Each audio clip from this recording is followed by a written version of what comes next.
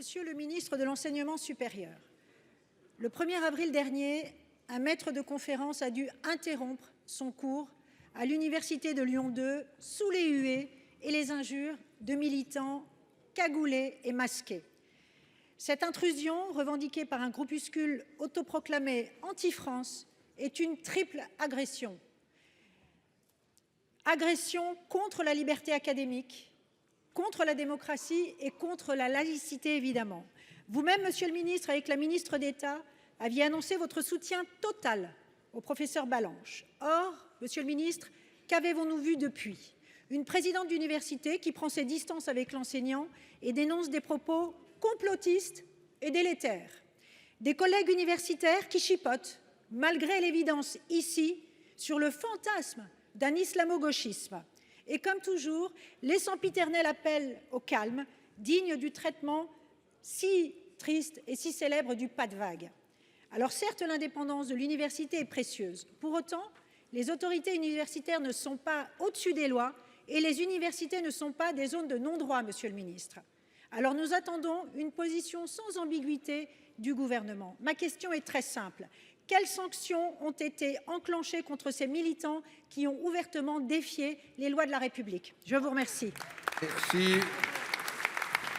Pour vous répondre, la parole est au ministre en charge de l'enseignement supérieur et de la recherche, monsieur Philippe Baptiste. Vous avez la parole, monsieur le ministre. Merci, monsieur le président.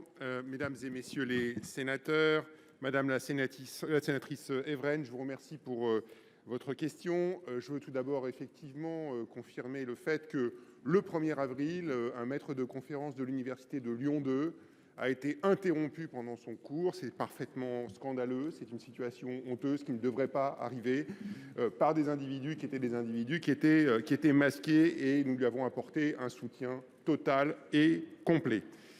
Je voudrais vous signaler aussi que la présidente de l'université a pris toutes les décisions à ce moment-là qui s'imposaient, du soutien fonctionnel au dépôt de plaintes, etc., etc. Elle a eu une expression malheureuse qu'elle a publiquement clarifiée après, et elle a été après, à son tour, victime d'un acharnement qui, lui aussi, madame, est injustifiable.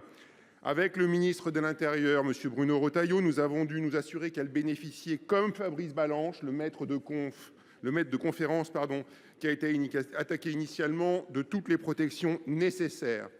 Il est intolérable que le maître de conférence, comme la présidente d'université, ait été menacé de mort pour simplement ses actions qui étaient... Enfin, c'est scandaleux ce qui s'est passé dans cette université. Et j'appelle, effectivement, ce n'est pas de vague, c'est un appel à la retenue. L'université est un lieu de dialogue, est un lieu de confrontation intellectuelle, est un lieu de liberté académique qui doit être encadré par la loi, toute la loi et strictement la loi. Et cela veut dire en particulier que nous serons extrêmement vigilants sur tous les débordements qui peuvent être de nature antisémite. Nous sommes aussi, et nous travaillons aussi efficacement sur les sanctions qui peuvent être prises par les étudiants ou par des personnels qui pourraient avoir à un moment ou à un autre débordé. Nous travaillons aussi étroitement avec le garde des Sceaux pour que tous les articles 40 qui concernent ces faits soient systématiquement traités. Voilà. Je voudrais simplement signifier que le cadre disciplinaire, lui aussi, est en train d'être simplifié et amélioré grâce à une PPL qui a été votée ici même au Sénat à l'unanimité. Je vous remercie. Madame Evren. Merci, monsieur le président. Écoutez, je n'ai pas entendu la réponse à ma question, notamment qui était très précise sur les sanctions. Je le rappelle, ce qui s'est passé à Lyon n'est pas un petit incident provoqué par des petits jeunes exaltés. C'est une affaire très grave. Je le rappelle et je le pense profondément. C'est une offensive concertée d'une extrême gauche intolérante et d'un islamisme qui teste tous les jours nos limites. Alors, monsieur le ministre, il faut en finir avec cet équilibrisme, et je le dis droit dans les yeux, il faut en finir avec cet équilibrisme et réagir avec célérité, avec clarté et avec force, parce que nous n'avons que trop commenté la tête baissée et ça suffit.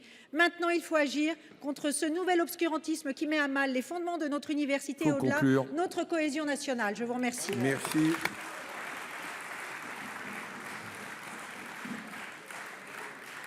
La parole est